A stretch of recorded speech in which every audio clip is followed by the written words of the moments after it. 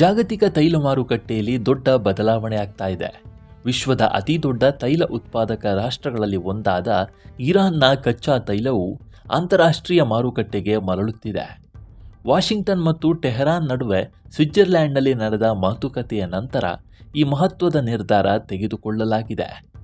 August 2026-21ನೇ ತಾರೀಕು ಅಂತಾರಾಷ್ಟ್ರೀಯ ಮಾರುಕಟ್ಟೆಯಲ್ಲಿ ಕಚ್ಚಾ ತೈಲವನ್ನು ಮಾರಾಟ ಮಾಡಲು ಇರಾನ್ಗೆ ಅಮೆರಿಕ ವಿನಾಯಿತಿ ನೀಡಿದ್ದು ತೈಲ ಮಾರುಕಟ್ಟೆಗೆ ಪ್ರಮುಖ ಪರಿಹಾರವಾಗಿದೆ.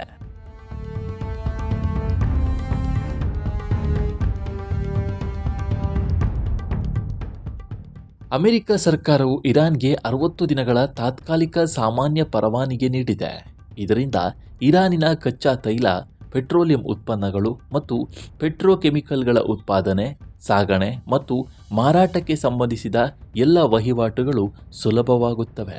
2018ರಲ್ಲಿ ಡೊನಾಲ್ಡ್ ಟ್ರಂಪ್ ಅವರ ಆಡಳಿತದಲ್ಲಿ ಅಮೆರಿಕ ಇರಾನ್ ಮೇಲೆ ನಿರ್ಬಂಧಗಳನ್ನು ಹೇರಿದ ನಂತರ ಇದು ಮೊದಲ ಬಾರಿಗೆ ಇರಾನಿನ ತೈಲವು ಅಧಿಕೃತವಾಗಿ ಜಾಗತಿಕ ಮಾರುಕಟ್ಟೆಗೆ ಮರಳುತ್ತಿರುವುದು.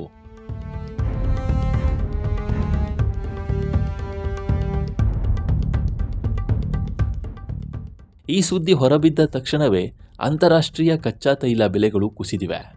ಜಾಗತಿಕ ಮಾನದಂಡವಾದ ಬ್ರೆಂಟ್ ಕಚ್ಚಾ ತೈಲ ಬೆಲೆ 2.8% ಇಳಿದು ಪ್ರತಿ ಬ್ಯಾರೆಲ್ಗೆ $78.29 ತಲುಪಿದೆ.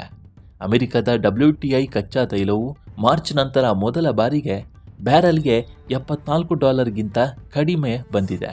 ಭಾರತ ತನ್ನ ಕಚ್ಚಾ ತೈಲದ 80%ಗಿಂತ ಹೆಚ್ಚು ಭಾಗವನ್ನು ವಿದೇಶಗಳಿಂದ ಆಮದು ಮಾಡಿಕೊಳ್ಳುತ್ತವೆ. ಇರಾನ್ ತೈಲ ಮಾರುಕಟ್ಟೆಗೆ ಮರಳುವುದರಿಂದ ಜಾಗತಿಕ ಬೆಲೆಗಳು ಇಳಿಯುವ ಸಾಧ್ಯತೆ ಹೆಚ್ಚಿದೆ. ಇದು ಭಾರತದಲ್ಲಿ ಪೆಟ್ರೋಲ್ ಮತ್ತು ಡೀಸೆಲ್ ಬೆಲೆಗಳಲ್ಲಿ ಕಡಿತಕ್ಕೆ ದಾರಿ ಮಾಡಬಹುದು. ಸರ್ಕಾರಿ ತೈಲ ಕಂಪನಿಗಳಾದ ಇಂಡಿಯನ್ ಆಯಿಲ್, HCCL ಮತ್ತು BCCL ಲಾಭಾಂಶ ಸುಧಾರಿಸುವ ಸಾಧ್ಯತೆ ಇದೆ.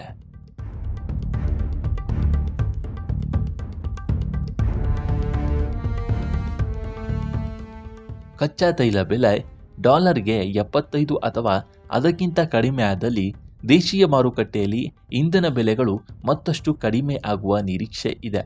ಇರಾನ್ ವಿಶ್ವದ ಅತಿದೊಡ್ಡ ತೈಲ ನಿಕ್ಷೇಪಗಳನ್ನು ಹೊಂದಿದೆ.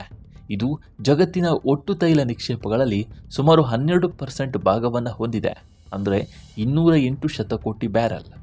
ನೈಸರ್ಗಿಕ ಅನಿಲದಲ್ಲೂ ಇರಾನ್ ಸೂಪರ್ ಪವರ್ ಆಗಿದೆ. ಇಲ್ಲಿ ಸುಮಾರು 34 ಟ್ರಿಲಿಯನ್ ಘನ ಮೀಟರ್ ಅನಿಲ ನಿಕ್ಷೇಪಗಳಿವೆ.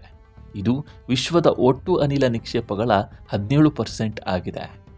ಇರಾನ್ನ ತೈಲ ಮಾರುಕಟ್ಟೆಗೆ ಮರಳುವುದು ಜಾಗತಿಕ ತೈಲ ಕೊರತೆಯನ್ನು ನಿವಾರಿಸುತ್ತದೆ ಮತ್ತು ಬೆಲೆಗಳು ಮತ್ತಷ್ಟು ಮೃದುವಾಗುವ ಸಾಧ್ಯತೆ ಇದೆ ಅಂತ ಮಾರುಕಟ್ಟೆ ವಿಶ್ಲೇಷಕರು ಹೇಳ್ತಾ ಇದ್ದಾರೆ. ನಮ್ಮ ಈ ವಿಡಿಯೋ ಇಷ್ಟವಾದರೆ ಲೈಕ್ ಮಾಡಿ, ಶೇರ್ ಮಾಡಿ ಮತ್ತು ನಮ್ಮ NCIB ಚಾನಲನ್ನು ಈ ಕೂಡಲೇ ಸಬ್ಸ್ಕ್ರೈಬ್ ಮಾಡಿ.